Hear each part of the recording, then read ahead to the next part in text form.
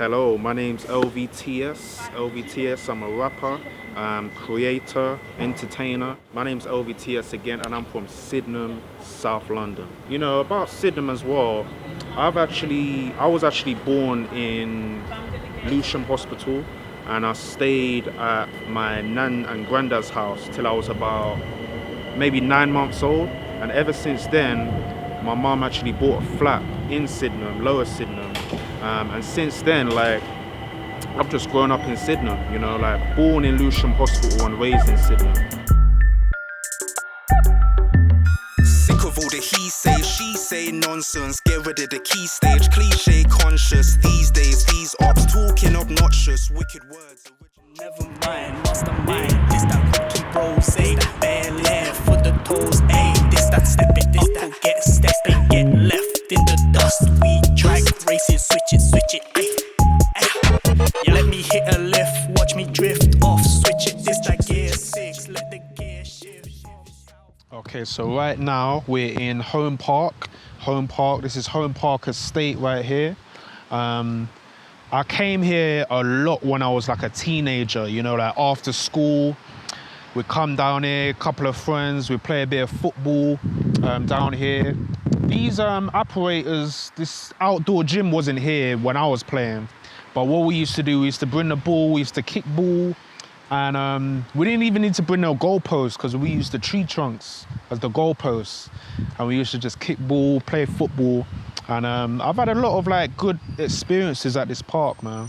Real good experiences, you know, like, you know, for any young person that's, you know, maybe growing up in Sydenham or maybe in London too, the advice that I would give, I'd definitely say, you know, try everything, try a bit of everything, you know, like, don't limit yourself. If you want to try becoming an actor, actress, then go do a bit of research on what requires to become that. Use the internet, you know, like we're living in an information society. Use the internet, do research and find out what things you want to do, what you would like to do. And yeah, definitely try anything.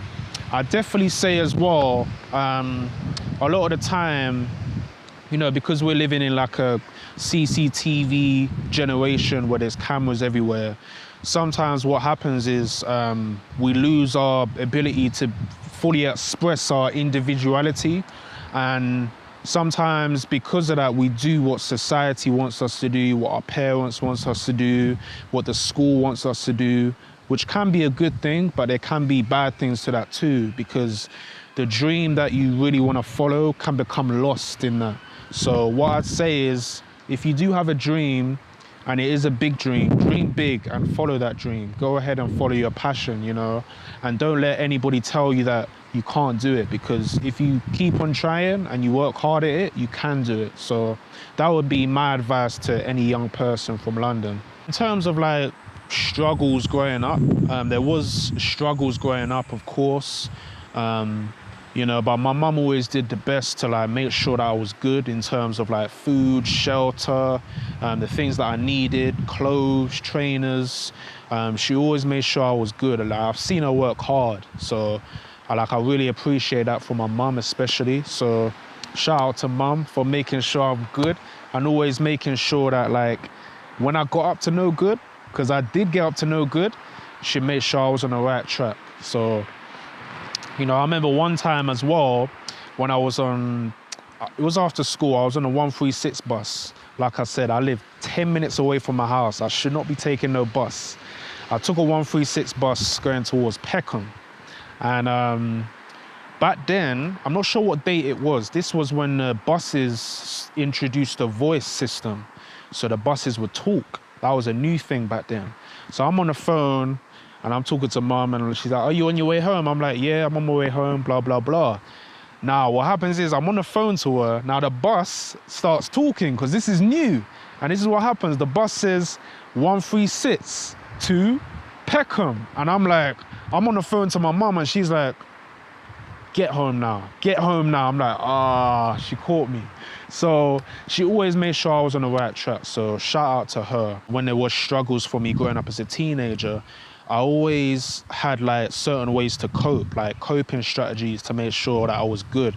So if I was like in, for example, like a bad mood where I felt like I wanted to give up, where I was really down, I just put on some music. So I'd put on Mobb Deep, Survival of the Fittest, and I'd listen to it and I'd be like, okay, yeah, we're living this to the day that we die. Survival of the fit, only the strong survive. And then I just like keep repeating that, and I'd listen, and it just keep me going, like just give me that like mentality to just keep on pushing through. So music was a key factor. And like if there was like a point where maybe I was like lacking confidence, or I didn't really feel I wanted to be myself, I put on ODB, Brooklyn Zoo, and then it'll just give me like confidence to just like be myself. So music was definitely a key part on like making sure I was good, and making sure like my mindset was good. So yeah, I went to Marvel's Lane Primary School when I was young, and I remember one time basically they did raffle tickets each year, and there was one time when I was about 9 or 10, and that year I wanted to compete, but my mum said, no, you're not competing this year. So I'm like, damn, like how am I gonna get money to buy these raffle tickets? They're 20p each, £1 for 5. How am I gonna get the money? So what I did is the money that my mum would give me sometimes, I went to buy extras chewing gum. I think it was about 40p back then. I bought chewing gum and I sold each piece of gum for 10p to the class. I'll do it on the slide, you know, I'll be on the desk, have my gum, you know, slide out the drawer, I'd have the gum there, and I'd sell each piece, you know, because some people want to have chewing gum throughout the day. And, you know, I made 60p profit, then I bought another chewing gum, made another 60p, and I just ended up buying just a whole lot of raffle tickets, like cashing out, buying raffle tickets. They must have thought, where am I getting this money from? But long story short, bought a lot of raffle tickets with the money I made, and I ended up winning 4 prizes at the raffle. So I bought so many raffle tickets, I won 4 prizes out of like 20. So, you know, that was like a good experience. And I think what made me become like creative and want to be, oh shoot, No worries, yeah. Yeah. So yeah, what made me like want to be creative as well is just like wanting to stand out from the crowd. So my mum always wanted me to go the academic route, which I did go. Got my GCSEs, got A levels, I got BBC in A levels, got my university degree in business management, 2-1 degree, and I graduated in 2017. And when I graduated as well, actually I could talk about that another time. So yeah, 2017. And after I graduated, my whole path was to go down a graduate route initially. But when I did graduate, I realized that that's not the route I want to go down. And I just started, you know, becoming more creative and just doing things outside the box. So I just started a whole bunch of different things: stand-up comedy, music, entertainment, and just releasing videos and becoming, you know, creative. So from that, that's where my true path really started.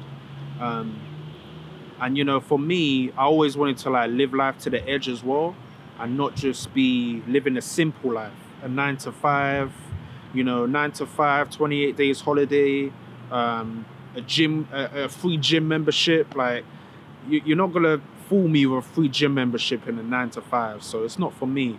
And yeah, I always wanted to follow my own path and my own destiny. So in terms of like my childhood, I say I had a great childhood actually. Like my childhood was good. You know, raised by a single parent, my mom who worked hard. You know, like raised as a single parent didn't really affect me as much as say other people raised with single parents, because I always had like my uncle, my cousins, my granddad, like always positive male role models to support me. So it didn't really affect me that much. So I had a good upbringing. Fertile mind only wanted the money tree. Fuck school, roam free. Lunch money for greens. Blaze it up and cook food with couple OGs. So much damn liquor and this ain't no distillery. And it was just good times, man. Real good times. Like, that's the thing about like me growing up in Sydenham, is that there was always like a local connection and community with like other people that's from Sydenham too. And you know, I know that my mum's friend, she doesn't live here anymore, but she used to live in this estate, in this sort of area around here, down there. And sometimes I go there. So my mum's friend's son, who's around my age, I go there, we play video games around there. Sometimes we'll come here, play football. It's a lot of fun, man. We had some good times here, you know, real good times. He hasn't changed much, actually. Still feels the same. Peanut butter jelly, watch the gear shift. This that Tupac Machiavelli, man, are fearless. Turn up the stereo, blocking out the interference. And before you go bust 90% I'm LBTS. I've just worked on a short documentary about Sydenham called My Sydenham Story. I hope you've enjoyed the documentary. I hope we brought enough insight into the community and Sydenham as not just a community, but just as a whole in itself. So I hope you really enjoyed watching. And in terms of me, myself, LVTS, I'm going to continue to do what I'm doing, not just for the community, but just for London and for my family too. And I don't know exactly where I'm gonna go. I don't know where it is I'm going. I don't know exactly what path I'm going on, but I'm gonna just keep pushing. And wherever I do go, however high I do reach, I'm never gonna forget where I came from. Sydenham. That's where I'm from. LVT. taking a flyer.